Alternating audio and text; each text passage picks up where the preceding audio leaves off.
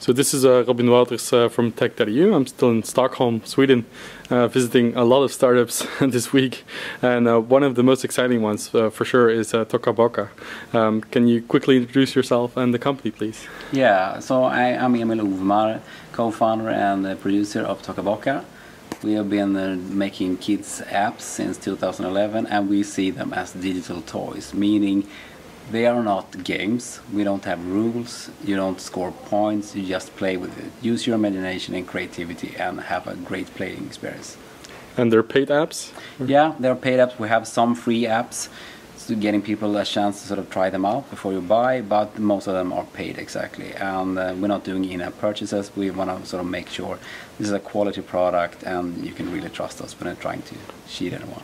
Right, so you don't believe in free-to-play for kids audience? I mean, you can make good content for that, but games, you can make good free-to-play games for kids, but I believe I haven't seen that many good examples of when it actually works for kids, instead of just making people want to buy stuff that they don't necessarily want to buy. So I believe in making good toys or games from the beginning that have a really great experience, instead of trying to find ways to make money, instead of delivering that experience.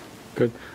Give us some numbers. What kind of downloads are you seeing? Where are most of your, I guess, customers or users? Yeah, so we started out in 2011, and the first 3 years we have had so far 67 million downloads.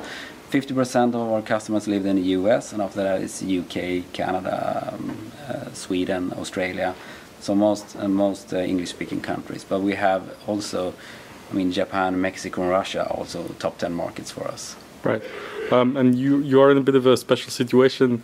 You're not your typical startup because you're.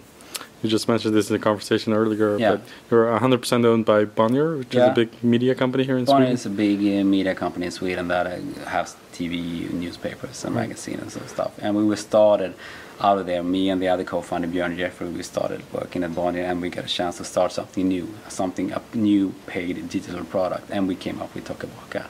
Nice. Okay, so how do you feel about that relationship now? I mean, considering the growth that you're seeing, it's quite spectacular. Do you feel a little bit disadvantaged now that you're already 100% corporate owned? Of course, personally, something could have been better, but I think the important thing is that Bonnier's focus is to building stuff for future generations. So they're family owned, they want to make sure the company can live on. Therefore, they're not sort of acting on quarterly results, but instead looking at the long term. And that is important for a brand like Toca Boca that really wants to sort of make a strong brand for the future. We want to keep on creating childhood memories even in 10 years. Instead of sort of making the most profitable product at this moment, we could focus on sort of staying true to our values and making products that will live a long time and making good decisions in that way. Also, I think the thing is, being well funded from day one has allowed us to take a lot of risks and making products that I don't think I would have made if we would have been VC funded. Got it. Okay. You mentioned that you want, the characters and the digital toys, as you call them, to be lifelong childhood memories. Does it also mean that you are going to move beyond apps into, animation, actual physical toys, merchandise, that kind of stuff? Yeah, absolutely. Well, we're in a moment now where we sort of, this actually works. People like the brand Toca Boca.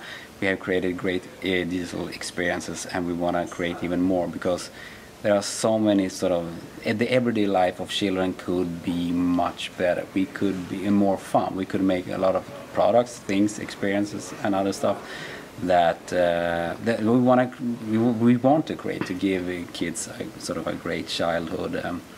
So we're looking at that at the moment. We haven't decided anything, but we're definitely going to make more stuff than apps. Okay. And also, getting parents a chance to sort of share that world with the kids. And the iPad is part of that, but there are so many other things we could do.